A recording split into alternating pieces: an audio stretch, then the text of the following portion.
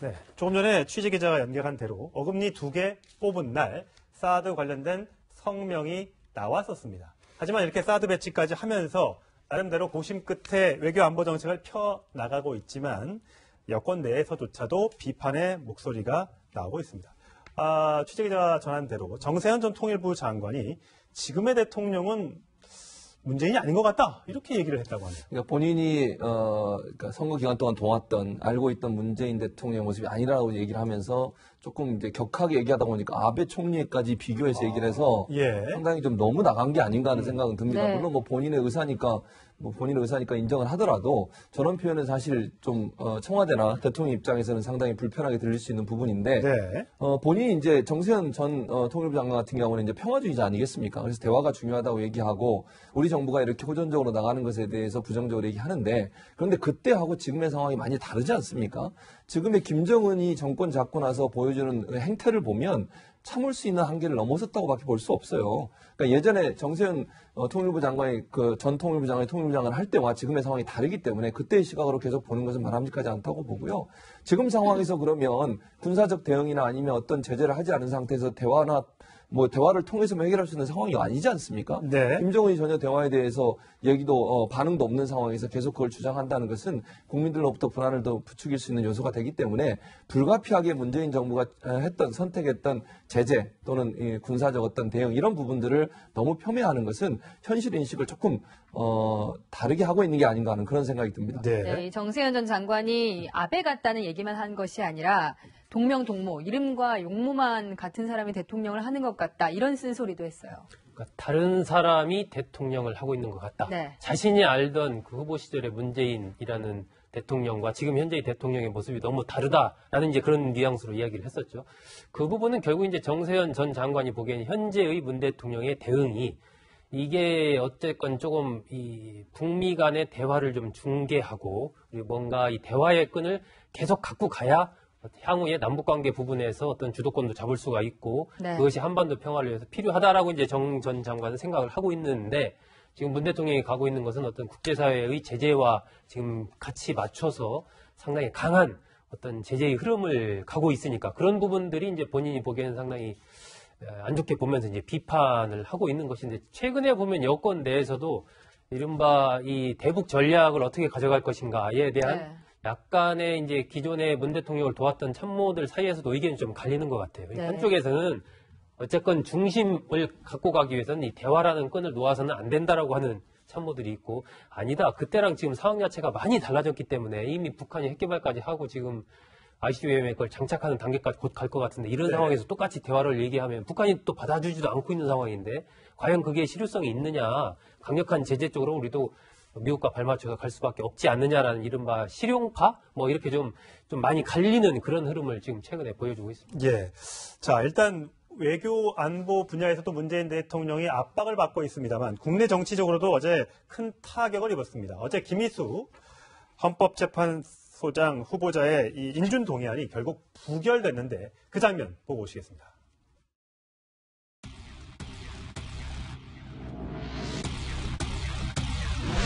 헌법재판소장 김희수 임명 동의안은 부결되었음을 선포합니다.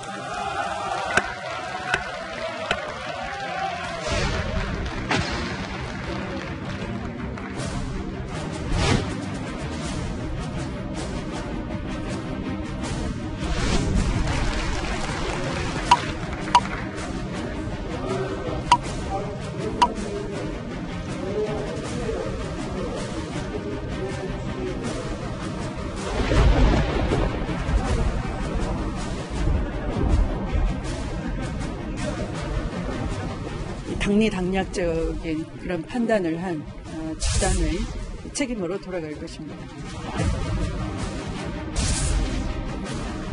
자유투표이고 각자가 헌법기관으로서 각자의 판단으로 투표에 임한 것입니다.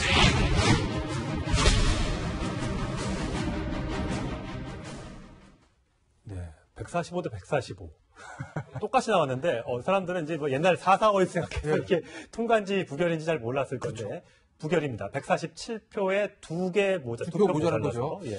그러니까 뭐 결과론이긴 하지만 더불어민주당의 원내지도부의 패착이었던 거죠. 이게 원내 지도부, 특히 여소야자 정국에서 여당 원내대표가 가장 잘해야 되는 게 뭔지 아십니까?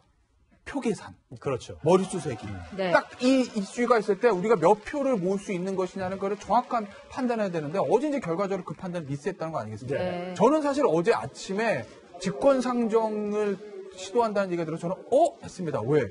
지금 상황에서 과연 국민의당을 다 설득해서 과반수를 넘길 수 있을까? 왜냐하면 김희수 헌법재판관이 호남 분이고 국민의당이 호남을 기반으로 하고는 맞지만 안철수 대표가 당대표가 된 다음에 국민의당의 기류는 조금 다르거든요. 어쨌든 김명수 대법원장 지금 청문회를 하고 있겠지만 네. 그 후보자에 대해서 철저히 검증하겠다는 얘기들을 하고 김희수 재판관에 대해서도 원론부터 다시 검토를 해보겠다. 그리고 당론이 아니라 자유투표로 가겠다는 어떤 입장을 밝힌 상황에서 확실한 어떤 과반수 넘긴 표 확보가 쉽지는 않았을 텐데 조금 더불어민주당 원내 지도부가 조금 좀 약간 나이브했다고 그래야 되나요? 네. 그렇게 볼 수 있을 것 같고 지금 청와대의 고민은 이건 지나간 건 지나갈 건데 지금 오늘 내일 있을 김명수 대법원장 후보자의 인사청문회 문제죠. 솔직히 말씀드려서 헌법재판소장은 큰 인사권이 없습니다.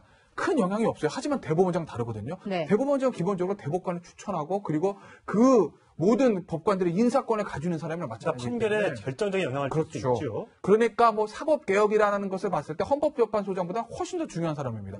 그런데 헌법재판소장부터 이렇게 브레이크가 걸렸기 때문에 오늘 내일 있을 청문회 결과에 따라서 대법원장의 인준도 난망하게 됐죠. 예. 네, 지금 청와대도 굉장히 충격을 받았고 문재인 대통령도 소식을 듣고 굉장히 굳은 표정을 지었다는 소식이 전해졌어요. 그렇죠. 아무래도 이제 잘 아시는 헌정사상 처음 있는 일이에요. 네. 헌재 소장을 국회에서 저렇게 부결한 경우가 처음 있었고 또 처음으로 그 국회에서 표결을 통해서 부결된 상황 아니겠습니까? 예. 문재인 정부 출범한 이후에.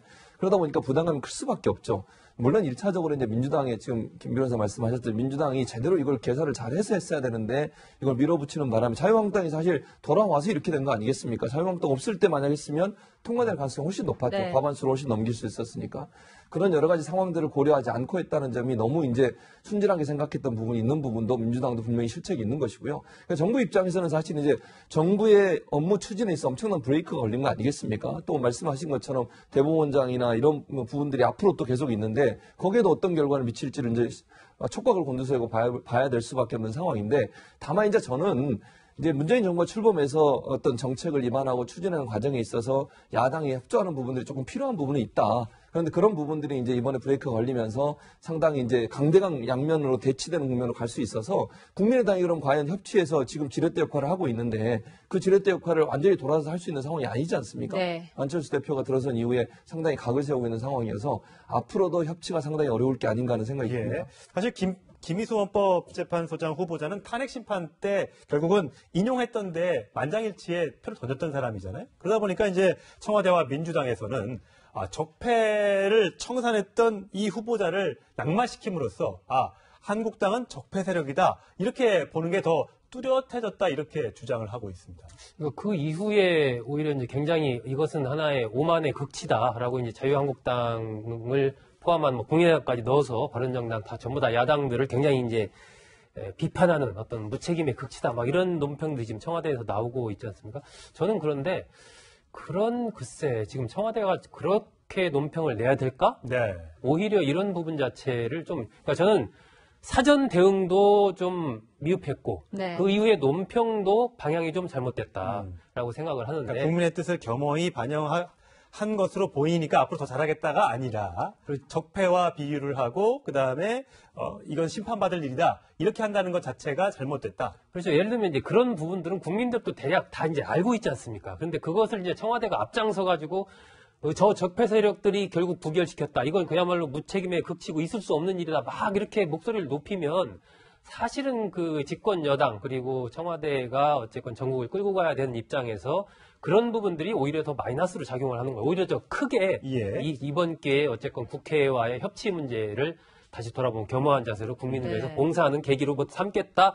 이 메시지 자체는 그렇게 나오고 예. 내부적으로는 더 철저하게 예를 들면 국민의당과의 어떤 공조체제 구축이라든 이런 것들을 가져가는 쪽으로 갔어야 되는데 지금 보면은 메시지는 막 그렇게 나오고 예를 들면 전병헌 청와대 정무수석 같은 경우도 안철수 대표를 만나기로 했다가 취소했어요. 그렇죠. 네. 저는 이런 대응을 보면서 아니 일단은 만나려면 이 표결이 있기 전에 만났어야 되는 거 아닌가 네. 싶고 네.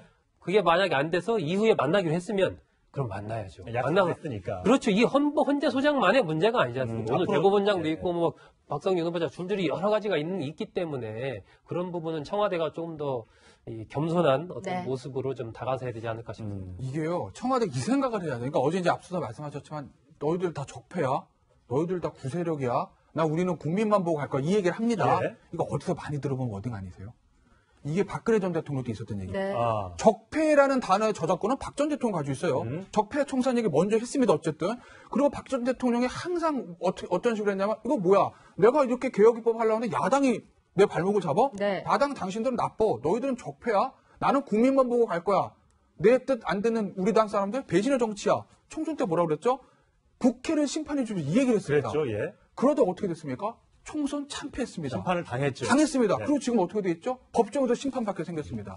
문재인 대통령이 그렇게 될 리는 없겠으나 이 야당과 본인들의 청와대의 어떤 의견에 반대하는 사람들 다 적폐로 몰고 너희들과는 대화가 안 돼. 나는 국민만 보고야 갈 걸 하는 이 정치 노선들이 얼마나 위험한 결과를 가져왔는지 박 전 대통령 보면 알 수 있거든요. 그러니까 그 부분에 대한 어떤 속도 조절은 청와대와 여당이 해야 될 것이고 또 하나 이번 부결에 저는 가장 큰 책임이 여당이 있다고 보는 게 지금 야당에서 이렇게 눈을 싹 뜨고 보는 게 야 이거 사법 장악하려고 하는 건 이거거든요. 여당에서 나온 워딩들 보세요. 한명숙 총리 재판 이거 많이 했지만 얼마 전에 국정원 TF 영장 기각됐습니다. 그것에 대해서 법원이 무슨 다른 의도를 가지고 있는 거 아니야? 이거 영장 기각시키면 적폐야. 또 이 얘기가 여당에서 나옵니다. 이 얘기가 계속 나오면 야당에서 봤을 때는 이거 뭐야? 그럼 본인들 원하는 대로 법원 라인업을 쫙 갈아엎겠다는 거 아니야? 이 생각이 들 수밖에 없거든요. 그러니까 그런 어떤 말들이 야당을 괜한 자극이 있어서 이런 사태를 불러일으켰다. 그러니까 조금 더불어민주당과 청와대도 약간 로키를 가지고서 대국회 전략을 좀 새로 짤 필요가 있다고 저는 봅니다. 이 김희수 후보자 낙마에 대해 또 목소리를 낸 사람이 있는데 황교안 전 총리가 통합진보당 얘기를 했다고요. 그러니까요. 통합진보당 얘기를 했는데 이분이 뭐 일주일에 한 번씩 글을 올리시는 것 같아요. 정치활동을 재개하려고 하시는지 잘 모르겠습니다만 통합진보당 얘기까지 꺼내는 것이 과연 바람직한가는 저는 개인적으로는 동의할 수 없는 부분인데 통합진보당에서 본인이 갖고 있는 생각, 또 통합진보당 해산에 대해서도 반대 생각을 갖고 있는 분도 많이 있지 않습니까? 그런 차원에서 본다고 하면 황교안 전 총리 입장에서는 본인의 정치적 성향을 드러내는 것이고 저런 행위 자체가 결국은 본인이 계속 정치권에 메시지를 던지는 거 아니겠습니까? 그러니까 김희수 후보자가 과거 헌법재판관 시절에 통진당 해산에 반대했다. 그렇죠. 그 부분이 그 전력이 문제가 돼서 낙마했다. 이번에 어떤 정치적인 의도나 청와대의 본때를 보여주기 위해서 낙마된 게 아니다. 그렇게 주장을 하는 거죠. 그렇죠. 그런데 문제는 뭐냐면 헌법재판관들은 각각의 소수 의견들을 대변하는 사람들이에요. 왜냐하면 우리나라 전체 의견들, 소수 의견도 있고 소외된 계층도 있지 않겠습니까? 그런 분들을 대변하기 위해서 헌법재판관들이 9명으로 구성돼 있잖아요. 그다음에 추천 단위도 다 다양하게 돼 있고.